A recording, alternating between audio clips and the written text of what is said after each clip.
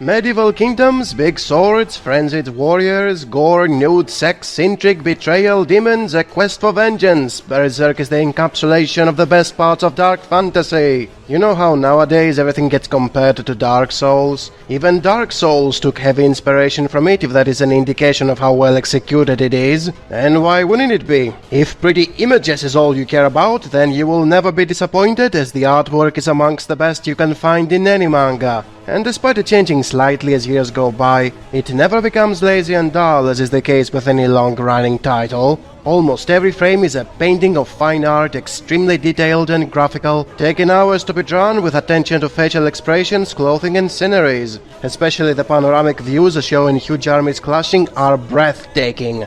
Obviously, a big part of the charm is also the graphic depictions of people getting slaughtered in all sorts of disgusting ways, women getting raped and demons looking like the stuff of feverish nightmares. I grew indifferent to all that over the years, since to the most part they come off as a shock factor instead of maturity. It's time to stop thinking the more fucked up something looks, the more deep and thought-provoking it is. All that stuff look cool, but they are B-grade aesthetics for the less demanding audience. What sets Berserk above a typical gore fest is its focus on the mentality of its characters. The world affects the characters and is affected back by them, becoming a double battlefield, one of external enemies and one of internal fears. The demons are not generic creatures of evil, as they are mortals who were taken over by their desires and gave up on humanity in the name of lust and ambition. They were not born evil, they became monsters as a result of living in a cruel world, where the strong can do anything they want and the weak are expandable cannon fodder. This is not something your average edgelord schlock can show properly, since over there everyone is born psychotic and acts like a maniac over first world problems.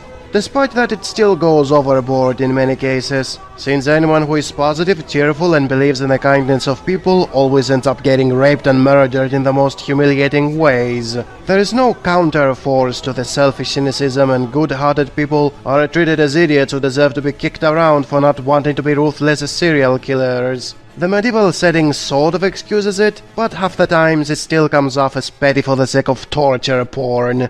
But you know what? This is a minor issue compared to how it's being made for 3 decades and there is no ending in sight. Since the Eclipse event, the only thing I wanted to see is Guts getting his final showdown with Griffith, but the chances are I am never going to get it because Miura is busy playing Idolmaster and keeps throwing more shit between them to make sure they will never meet. At this rate, the creator will die of old age before completing it. I mean, the pacing was always slow and not focused on plot progression as it was on getting to know the characters or getting prolonged random battles in between, but just like it happens with everything that overstays its welcome, it eventually becomes tiresome. I used to love seeing Guts butchering people with progressively bigger swords, but falling victim to power creep, the stronger creatures he is facing, the less dramatization there is behind the action. The typical soldiers in the early arcs were making it far easier to feel the devastation of war. When they got replaced with beasts and eventually with monsters, there is nothing there anymore. Guts is killing abominations that have nothing humane and thus nothing relatable about them. The story is also expanding beyond its initial premise to something much greater and multi-layered. What began as a simple revenge story of one guy versus another guy, it moves away from Guts' objective and slowly gets enriched with all sorts of extra themes, such as the intrigue of politics, the concept of faith, the origin of magic, and different dimensions overlapping each other. Which is also an issue since Guts is still the one defeating most of the enemies, while everyone else is low-level support. Despite the story expanding to include a dozen other characters and themes, it still has the same one guy doing all the work.